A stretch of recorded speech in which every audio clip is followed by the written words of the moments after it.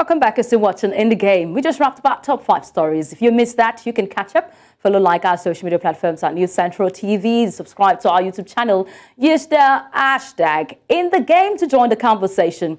Now, 2023, a few days, we'll be saying Happy New Year to every single one. But the world of sport had some memorable moments for 2023. And in the world of table tennis, Nigerian table tennis icon Aruna Quadri dominated the year 2023. Finishing as the only African player in the world top 20 rankings. Aruna, who occupies 15th position in the world, retains his dominance as Africa's #1 table tennis player on the continent. Quadri successfully retained his title in the men's singles of the 2023 ITTF African Championships after beating Ahmed Saleh of Egypt in the final match played in Tunis. Since breaking into the world stage in 2014 when he was named the first player of African descent to win the prestigious World Table Tennis Player of the Year, Aruna Quadri has never looked back as he has continued to blaze the trail at the global stage. The Oyo State-born ping-ponger became the first African and indeed the first ever black man to be ranked in the world's top 10 ranking by the International Table Tennis Federation ITTF. Yet, he is not resting on his earth as he believes there are still more mountains to climb going into the new year. We have the pleasure of having Africa's #1 table tennis player from Lisbon, Portugal, right now, Aruna Quadri. Thank you so much, Aruna Quadri, for joining us on the show today. Good morning. Thank you. Good morning. It's nice to have you here. It's wonderful to read all your achievements and how it all began from 2014. But you moved to 15th position in the world and remained the undisputed #1 in Africa after your victory in the tournament in Tunisia. Now you are the only African player ranked in the top 20 in the world. What has been your motivation for the year? How were you able to hit this mark for the year 2023, Aruna? Thank you very much. The motivation is always to, keep going, keep going. I never stop. It's all about repetition. We practice, we rest, we play tournaments. We win some, we lose some. And while losing, we keep learning and learning, coming back stronger. I was never giving up, and I will never give up. So I keep working harder and harder. And I keep investing myself by playing more tournaments internationally. All right, great one for you there. I must say you qualified for your 3rd consecutive WTT final as the 15th player out of 16 listed for the season-ending competition.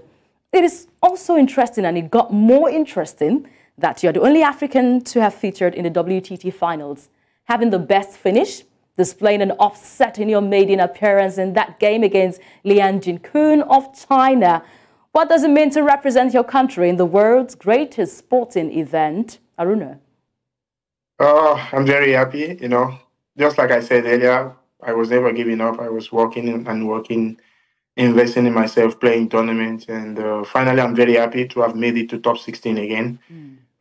This year, there are some ups and downs, win some matches, lose some matches. I did very well in Singapore. I was in quarterfinal, meaning 5th place. I won the African title, some quarterfinals in some of the WTT's events. And this was really enough to qualify for another top 16. I'm very happy to have qualified again, and I'm actually looking forward to the tournament. Hopefully it will get better and better. Yes, I'm also looking forward to that tournament because you seem to be the only African in the list of 16 players for that season-ending competition. Will you tag that major upset against Tomokazu Harimoto in the WTT Singapore Smash in March, your biggest win for 2023? Because I'm looking for something you hold on to. I can say my biggest win for 2023 was against Lin Junjun in Slovenia, where I got to round of quarterfinal. I lost already against Lin Junjun about 6 or 7 times, and after the 7th attempt, I was able to make one of the revenges, and I was very happy. I won against Arimoto also. I lost against Arimoto about 3 or 4 times, so I can say that my biggest forehand topspin is my specialty. Just like everyone I've seen, I work so much on my forehand and some kind of footworks on the table, off the table. And this has always been working for me. These days, I'm also trying to improve my backhand a little bit to get things balanced. You did say that win against Lin Jun-kun was your best for the year 2023, but let's still have more moments. What are the best moments for 2023, and also maybe your worst moment, maybe the down, the lows? Matches 3-2, like 2 points difference in the end. I was ahead. I was unable to take advantage of the lead. For example, in Lima, Peru, I was leading to 1. Some opportunities. About to win, your best moments? You mean in 2023? 2023. Best moments was in African Championships, because I was really not playing so good before African Championships in September. The last time I played really good was in Singapore, followed by Slovenia. Come 2024 African Games. Target and objectives are always the same. Everyone is working very hard. Everyone wants to win titles. Similarly, I really want to win. I would be very happy if I win African Games. But of course, if I don't win, that won't be any big deal, because it's part of sports. Nobody will have it all. So I really hope to win. But of course, if I do not win, nothing is going to happen. I have several successes than even African Games or Commonwealth Games. I was in final in Commonwealth Games. 2 times I was in final in African Games. So for me, it is very important to win. But if it will not happen, there is nothing really one can do. But of course, I have successes, even big results than African Games. I see African Games as continental stuff. Yes. Even Commonwealth Games, it still feels like some kind of continental.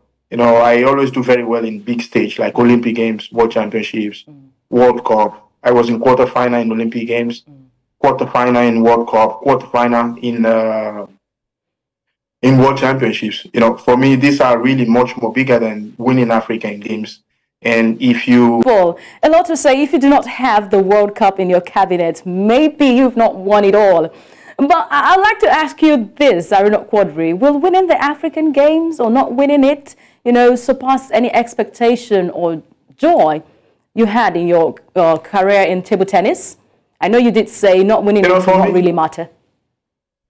For me, it is very important to win medal at the world stage. In WTT, I was in the semi-final 3 or 2 times. I will be very happy if I can win a medal in Olympic Games, World Cup, or in World Championships. These 3 events, I was very, very close to winning a medal. And this is really much more important than even winning African Games or Commonwealth Games. Imagine Amuson. Yes. She won the world title. And this is really bigger than winning African Games or Commonwealth Games. So I was very happy if I can win a medal in world title, in world events. Okay, let's see one particular world event. The 2022 Tokyo Olympic Games, you missed that through injury. But let's know how you have been preparing for Paris 2024. It will be another, very important competition in 2024. What has been the targets? What targets have you set for yourself? I mentioned earlier that I will keep investing in myself. I'm playing tournaments almost every 2 weeks, international tournaments. And I'm playing in different leagues, preparing very well, practicing very well. Hopefully it will be enough. Like I said, objectives of everyone is to win a medal, to do very well. And, my objectives are still the same. I want to win title. I want to do much more better than my previous years. Okay. In 2023 here, Lagos hosted, table tennis competition, and they did great. They hosted the world. No other federation has been able to carry this, weight very well than the Table Tennis Federation of Nigeria. And we expect to see more from the Table Tennis Federation of Nigeria coming 2024. What do you hope to see for Nigeria table tennis and Africa at large? We did see how Egypt is dominating the scene in the world of table tennis. What do you hope to see come 2024 for Nigeria and Africa? Hopefully there will be more tournaments in Nigeria, more tournaments in Africa. But of course, it is very, very important that our government really invest directly to sporting federations. What do I mean? By giving budget directly to sports federation. Presently in Nigeria, it seems only football is going on in Nigeria. It is so bad that some of the other sporting federations are not even doing training camps. They are not attending international tournaments. Not just table tennis. For example, our juniors, they qualified for World Junior Championships. Don't forget, 2 or 3 years ago, Matthew Taiwo won a medal in doubles event in world stage. And 3 or 4 of our players qualified, and we did not even attend this event because of financial issue. I think Nigeria has a lot of money, but the money is not coming to the federation. I think it is very important that government give the direct budget, direct money, financial assistance directly to the sporting federations. And this will really go a long way. With this money, they will do a lot of training camps. Even they will be able to host international tournaments. Players will be able to do training camps outside of Nigeria. Players will attend international tournaments. Presently we are spending our money to play. We don't get a lot of funding from Nigeria. And where is this money going to? We don't know. There is money. We have a lot of money. So government should not give money to ministry again. I think money should come directly to federation. You hardly see all the sport attending international tournaments. If you go to weightlifting or wrestling, it is their presidents, President Igali, These are the people, individual people running federation with their individual money. If you come to table tennis, you will see Barrister Enitan Oshodi. You will see Dr. Soji, a lot of them, ACP Bankole, president, they are spending individual money. And we all believe there is budgets every year for every sport. But this money is not coming to federations. This year probably we played in the only tournament we were sponsored was African Championships. And this is really bad. We went to also we were not sponsored for African Championships. It was individual support, the likes of Barrister Enitan Oshodi, ACP Bankole, Dr. Soji. They were the one who paid for the flights and for the hotels. And yet, we are yet to get back our money. Some of us also bought our ticket ourselves. We are yet to get the money. I think there is money in Nigeria. We have a lot of money. Okay. But money should go to the right places.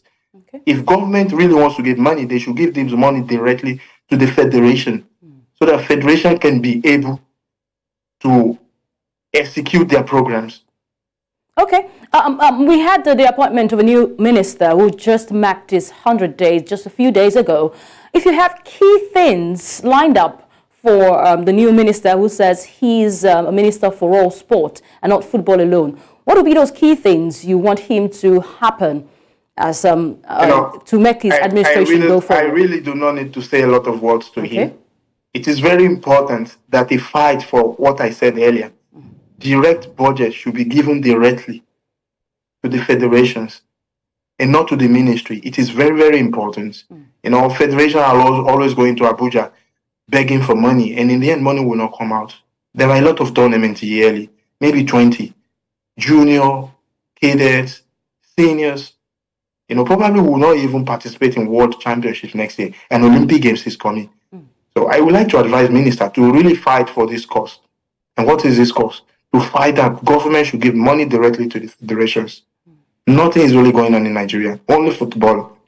The tournament I've been playing monthly, weekly, it's directly from the money I get from my club, from my sponsors. I have zero from Nigeria. It is the same situation for others, or other athletes, other federations from Nigeria. So minister, please fight for this cause. Let the money come directly to the federation.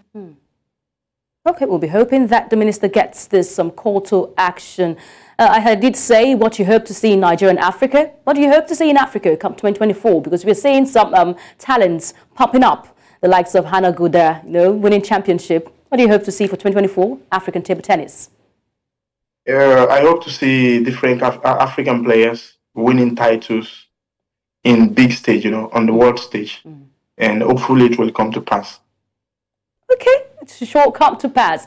Do you have a few, listed players on the Nigerian scene that you think will break out in 2024 as we wrap this conversation? I don't understand what you mean. Do you have any player listed or players listed that will break out in 2024, Nigerian players?